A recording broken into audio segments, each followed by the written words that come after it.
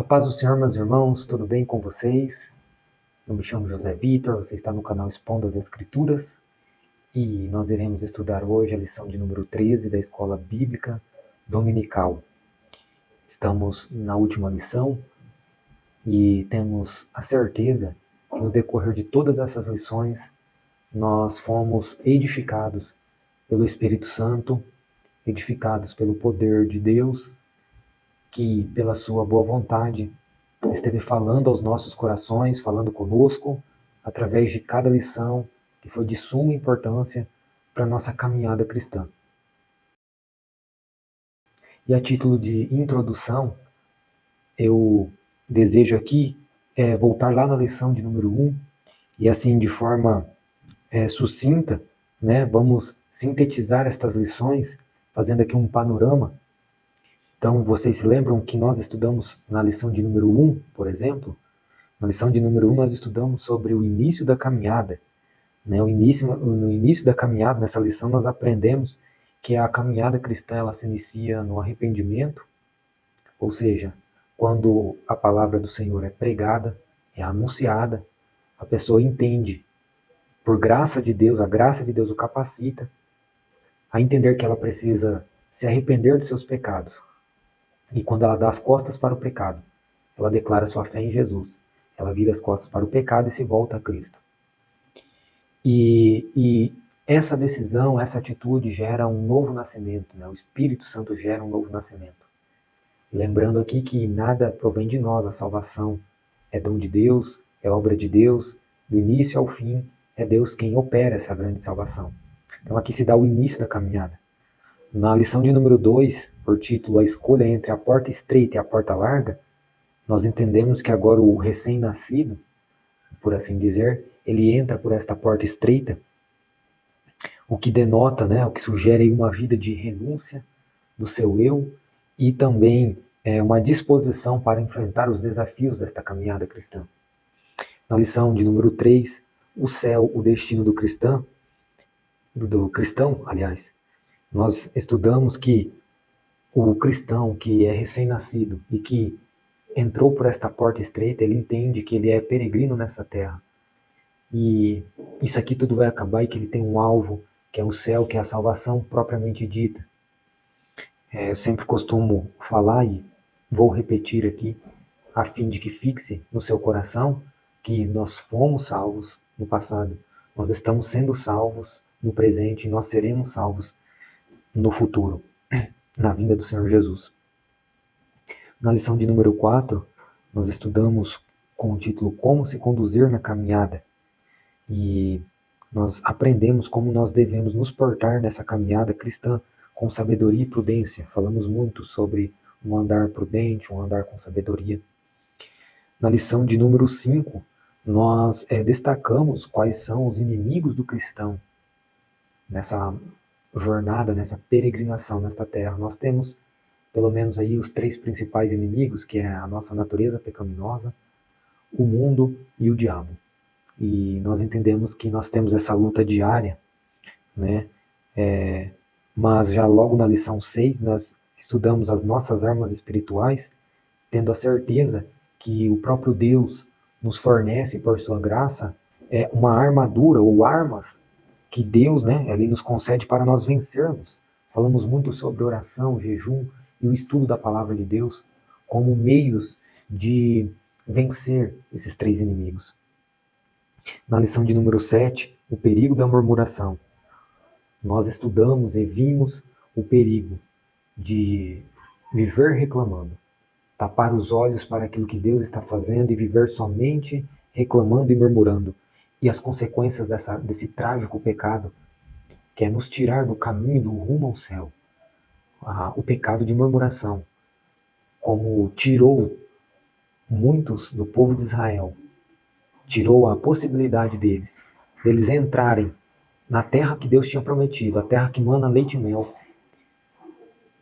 Da mesma forma, o cristão, se ele vive uma vida de murmuração, reclamando, claro, além dele não ver o que Deus está fazendo e várias outras consequências, mas a pior consequência é a consequência de perder a direção do céu. de, propriamente dito, não ser salvo. Tá? Então, nós estudamos sobre isso na lição de número 8, confessando e abandonando o pecado. Nós entendemos que o cristão, o seguidor de Cristo, ele confessa e abandona o pecado, tanto para a salvação quanto para continuar sendo salvo e para ser salvo plenamente dito. Ele confessa e abandona no início da salvação, quando se arrepende e declara sua fé em Jesus. Mas ele continua numa prática de confessar e abandonar, até ele ser salvo. Na lição de número 8 isso, né? Confessando e abandonando o pecado. Na lição de número 9, resistindo à tentação no caminho. Né? Então nós aprendemos com o nosso exemplo mais sublime, Jesus, né? De como nós vencermos as tentações através da exposição das Sagradas Escrituras. Explicamos e expomos ali nesta lição como que Jesus venceu Satanás na tentação no deserto, que está registrado em Mateus capítulo 4 e Lucas capítulo 4. Na lição de número 10, que tem por título Desenvolvendo uma Consciência de Santidade, nós aprendemos que o Espírito Santo nos santifica para vermos o Senhor de maneira salvífica e que uma vida sem santificação implica estar longe de Deus. O salvo em Cristo, ele vive uma vida de santificação. Ele, a cada dia, ele deseja seguir os passos do Senhor. E isso, claro, obviamente que não depende do homem. O processo de santificação depende de Deus. É Deus quem santifica. Na Bíblia nós vemos o Pai santificando, o Filho santificando e o Espírito Santo santificando. Isso é uma obra do Deus Trino. Ele que nos santifica. Na lição de número 11, a realidade bíblica do inferno, nós vimos que Jesus foi o que mais falou sobre esse local na Bíblia. E entendemos que a cruz de Cristo, o amor e a justiça de Deus e a depravação da humanidade exigem um inferno. Vale a pena voltar e estudar esta lição, a lição de número 11, porque costumeiramente estamos ouvindo nesses últimos dias somente um Deus segundo o pensamento dos homens, não um Deus segundo a Bíblia. De maneira, claro, genérica aqui, estou pronunciando isso, embora Deus tenha seus remanescentes, Deus tenha pessoas que levam a sério as verdades bíblicas, mas o contexto que nós estamos vivendo, infelizmente, as pessoas têm um Deus em suas mentes como um gênio da lâmpada, né? É só esfregar e fazer os pedidos, e não um Deus que punirá pela sua justiça, pela sua santidade, o pecador, punirá o pecador que rejeitou a Cristo, rejeitou a obra da cruz de Cristo. Na lição de número 12, a bendita esperança, a marca do cristão, nós aprendemos que a esperança do cristão é alicerçada na vinda de Jesus. Não há uma possibilidade de ter uma esperança viva sem ser salvo, sem estar em Cristo. Isto é impossível. E eu dei um pouco de ênfase sobre isso no vídeo anterior da semana passada, tá certo? E a lição de número 13, lição essa que nós iremos estudar hoje, ela tem por título A Cidade Celestial. Essa lição será estudada no dia 30 de junho de 2024, presencialmente. Então, nessa lição, queridos, nós precisamos compreender uma coisa, que nós estudamos até aqui, que nós fomos justificados, ou seja, fomos salvos da culpa do pecado. E na santificação nós estamos sendo salvos do poder do pecado. Então, no início da caminhada cristã nós fomos justificados, Deus nos declarou justos e nós somos salvos da culpa, das consequências do pecado. No decorrer da caminhada cristã, no decorrer do peregrino de Cristo, nós temos a certeza que nós estamos sendo salvos do poder do pecado. O pecado já não tem mais poder sobre nós. Nós desejamos, pelo Espírito Santo que habita em nós, viver de acordo com o Senhor.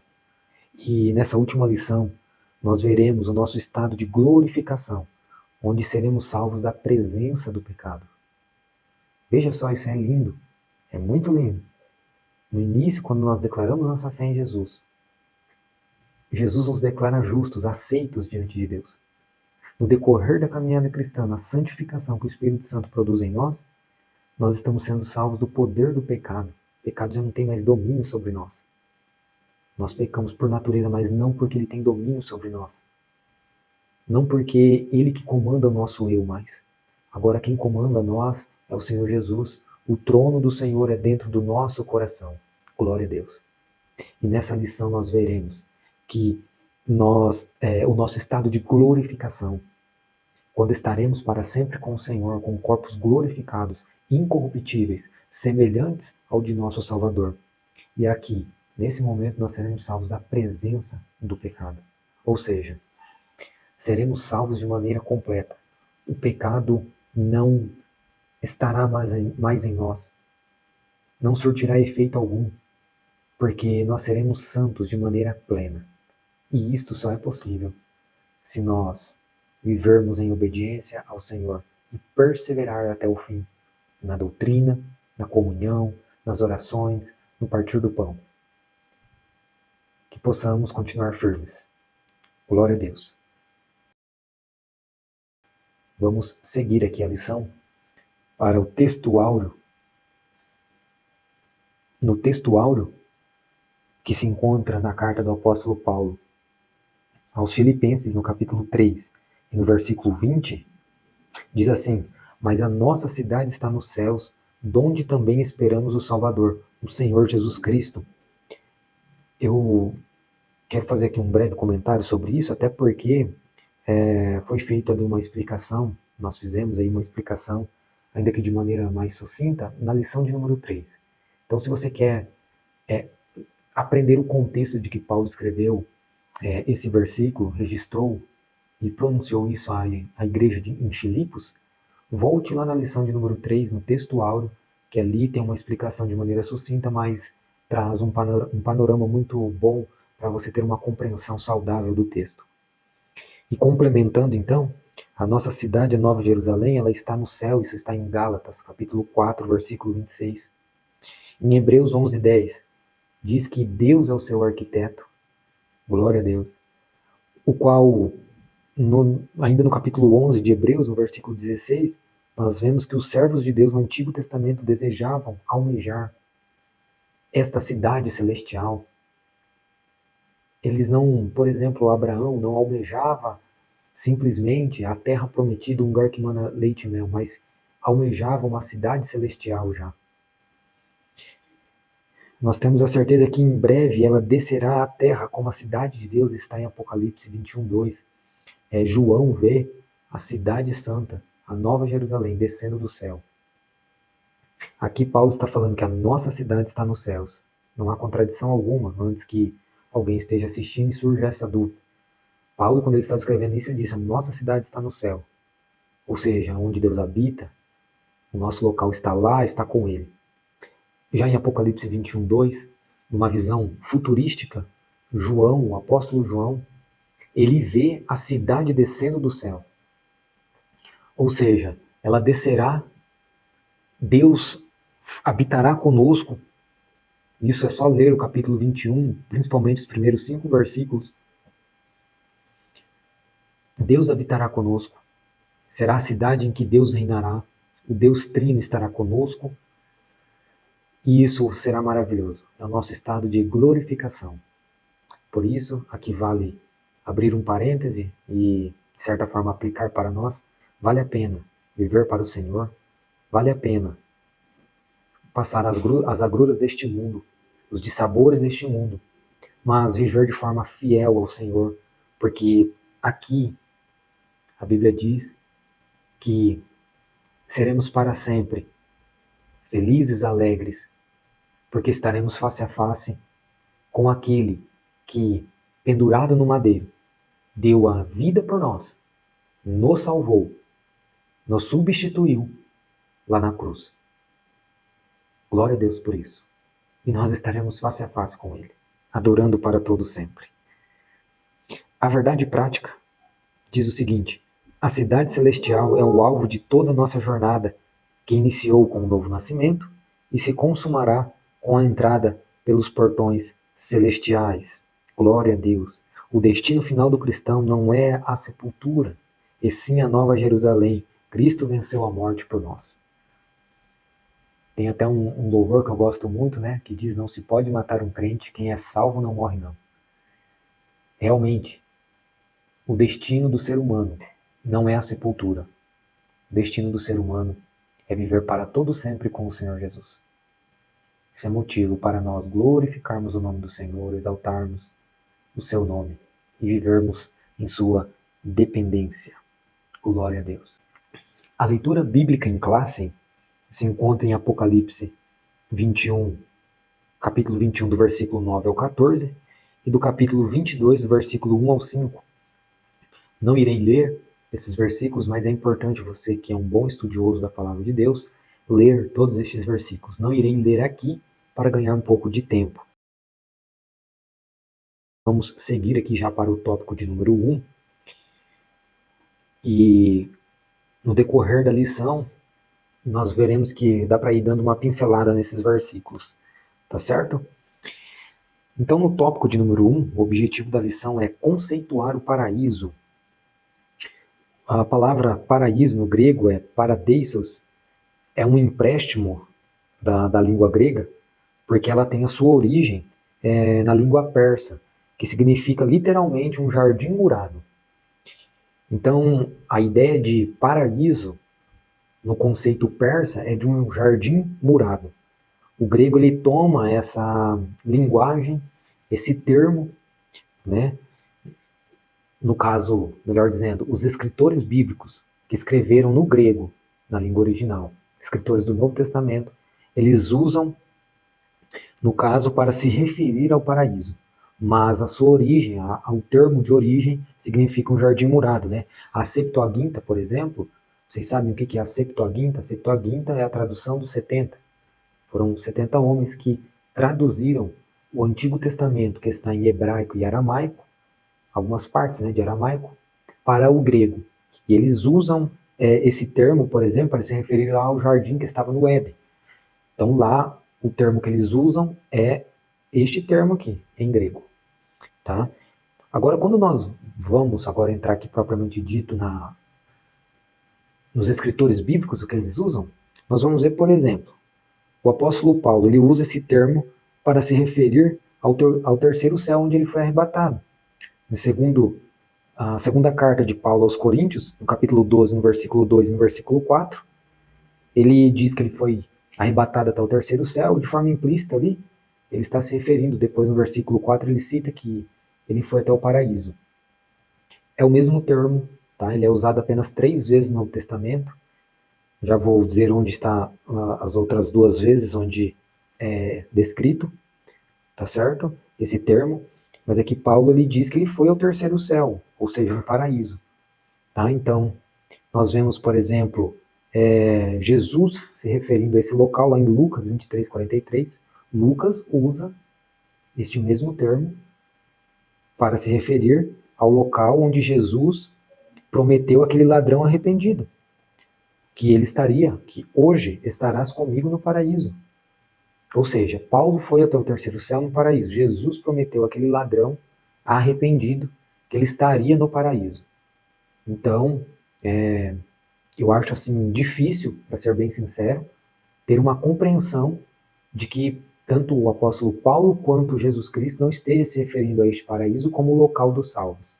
Eu acho que fica bem claro este ensinamento. A última vez, então, falei aqui 2 Coríntios 12, versículo 2 e 4, Lucas 23, 43, e a última vez que esse termo é usado no Novo Testamento, em todo o Novo Testamento, está em Apocalipse 2, 7, onde corrobora o mesmo sentido de local dos salvos, ou como está no contexto aqui, os vencedores. É a promessa para a igreja de Efésios. A igreja de Efésios, Jesus prometeu a essa igreja que eles estariam no paraíso. Então corrobora aqui que é o local dos salvos. É difícil ter uma outra interpretação. Eu acredito que tem que fazer um malabarismo muito grande aqui. Então eu defendo realmente que o paraíso está literalmente se referindo aos salvos. Eu acho que não precisamos ter discussões sobre esse assunto.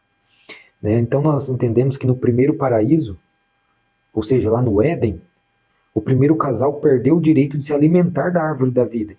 Agora, no segundo paraíso, por causa do último Adão, isto é, Jesus, nós teremos acesso a essa árvore e suas raízes serão irrigadas pela água da vida do trono de Deus.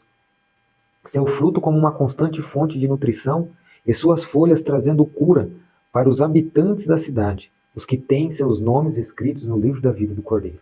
Acredito que vale a pena ler o que está registrado aqui em Apocalipse, Apocalipse capítulo 2, versículo de número 7, diz assim, ó: quem tem ouvidos, ouça o que o Espírito diz às igrejas. Ao que vencer, dar-lhe-ei a comer da árvore da vida que está no meio do paraíso de Deus. O primeiro casal, por conta da sua transgressão, perdeu este direito. Mas o último Adão, Jesus, pela sua obediência, e obediência até sofrer a morte de cruz, nos dará novamente este acesso à árvore da vida. Glória a Deus por isso. Então são as 3 vezes que os escritores bíblicos usam este termo. Então, nós temos a certeza do que está clara esta doutrina e de conceituar o paraíso. Então, portanto, no primeiro paraíso, por assim dizer, Adão perdeu a comunhão com Deus, né? E o seu estado de perfeição. Ele e toda a humanidade. Nós entendemos que o pecado surgiu da transgressão de Adão, e este pecado passou a toda a humanidade, por isso que todos pecaram e estão destituídos da glória de Deus. A morte entrou por um homem e passou para todos. Isso se referindo, lógico, a Adão. Todavia, em Cristo, seremos levados ao paraíso e ali estaremos no estado de perfeição e gozaremos de íntima comunhão com Deus para todo sempre. Glória a Deus. O paraíso é o local de eterno gozo, paz, harmonia, comunhão, amor e adoração. Com certeza será mais glorioso que nós possamos ou podemos imaginar. Nossa mente limitada não consegue imaginar quão glorioso será este dia, quão glorioso será a eternidade. Tem um hino da harpa que é bem legal, eu gosto muito, que diz que metade da glória celeste foi revelada ao mortal. Então, corrobora muito com isso, mas a verdade é que nós jamais conseguiremos compreender totalmente, em toda a sua plenitude, como será a glória, como será uma vida gloriosa diante de Cristo. Nós somente saberemos quando nós estivermos lá. Glória a Deus. Então, em seu estado intermediário, o paraíso, em seu estado intermediário, refere-se aos que morrem em Cristo, onde eles ficam aguardando a ressurreição por conta do arrebatamento de forma consciente. Da mesma forma que na lição de número 11, salvo engano, que nós falamos da realidade bíblica do inferno, nós entendemos que o Hades, eu defendo isso, que o Hades é uma antessala do inferno propriamente dito, é uma antessala para a condenação eterna, que é o lago de fogo. Da mesma forma, o paraíso, ele tem o seu estado intermediário, ou seja, este ladrão que morreu ao lado de Cristo na cruz, e Jesus prometeu para ele que ele estaria no paraíso, ele nos dá a entender, ou melhor, essa situação nos dá a entender que ele está num estado intermediário, ou seja, ele está já no paraíso, esperando, claro, a ressurreição, ou seja, esperando o arrebatamento, porque quando Cristo vier arrebatar a igreja, Paulo diz lá em 1 Tessalonicenses, no capítulo 4, versículo 16 e 17, que os mortos em Cristo ressuscitarão primeiro. E Paulo diz, e nós, que estivermos vivos, seremos arrebatados e encontraremos o Senhor nos ares. Então, juntos, subirão juntos. O momento de ressurreição dos salvos será no arrebatamento da igreja. Ali haverá uma ressurreição dos salvos que morreram em Cristo. Nós temos também a ideia do estado intermediário, embora algumas seitas vão contra isso. Por exemplo, o Adventismo e as Testemunhas de Jeová. O Adventista do sétimo dia, eles acreditam que a pessoa morre e ela fica descansando no sepulcro, tanto a alma quanto o corpo. Nós já acreditamos piamente, eu pelo menos acredito piamente, no estado intermediário dos mortos. Ou seja, quando nós olhamos aquilo que Jesus contou do rico e de Lázaro, você pode analisar ali. Se eu não me engano, está em Lucas capítulo 16. Nós analisamos ali com clareza que eles estão conscientes do local onde eles estão. Então, há esse conceito de um estado intermediário. Depois, lá no Apocalipse, você vê aquelas pessoas que foram degoladas, que serão, aliás, serão degoladas por causa do testemunho de Cristo, por não aceitarem a besta. Vocês podem ver que eles estão debaixo do altar de Deus, clamando por justiça, ou seja, eles estão num estado intermediário, tá certo?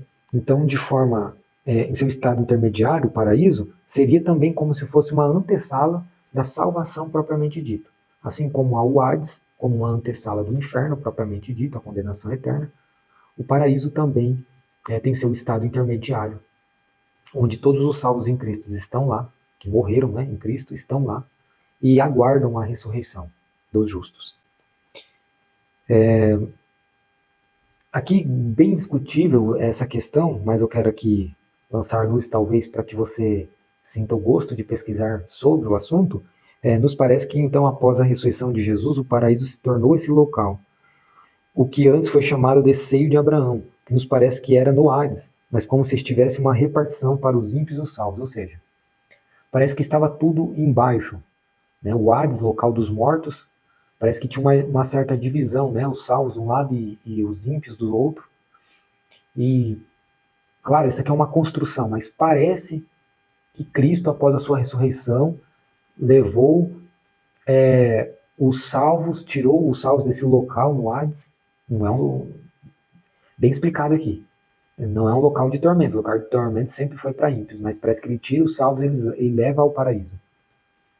Tá? Então é algo que você pode pesquisar mais a fundo. Estou aqui estimulando você a pesquisar sobre esse assunto. Então falei sobre o estado intermediário, agora sobre o seu estado final se dará após o julgamento do trono branco, ou o julgamento final. Ou seja, eu como um bom assembleano pré-tribulacionista,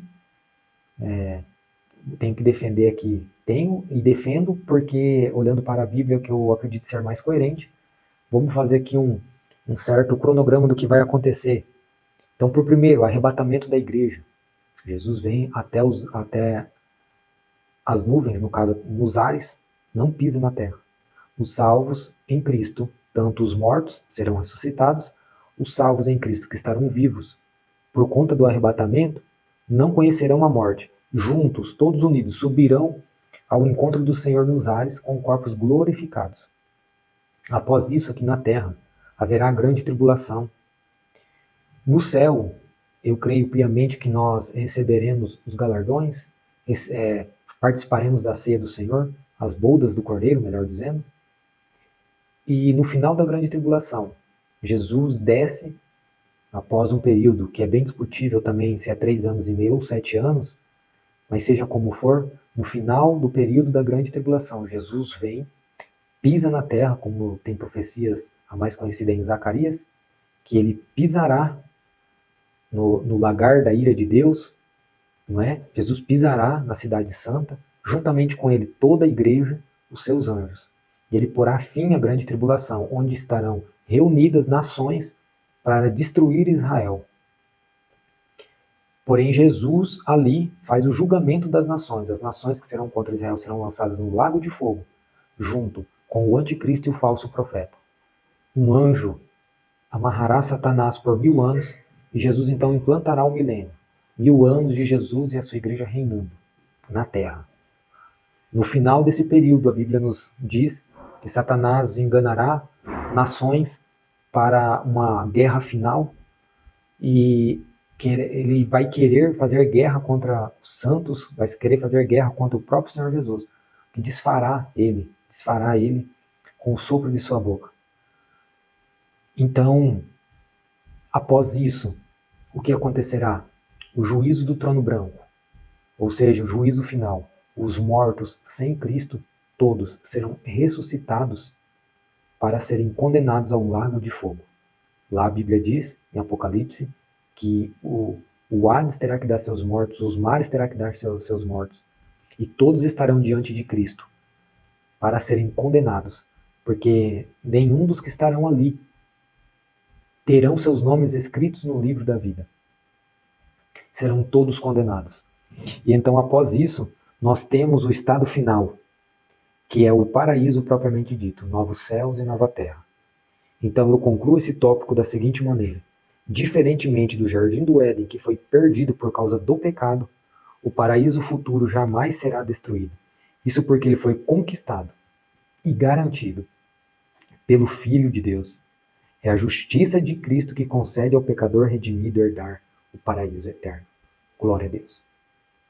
Então, o objetivo desse primeiro tópico é conceituar o paraíso. Paraíso, em seu estado intermediário, uma antessala dos salvos que aguarda a salvação propriamente dita, o paraíso de forma plena, completa, novos céus, nova terra.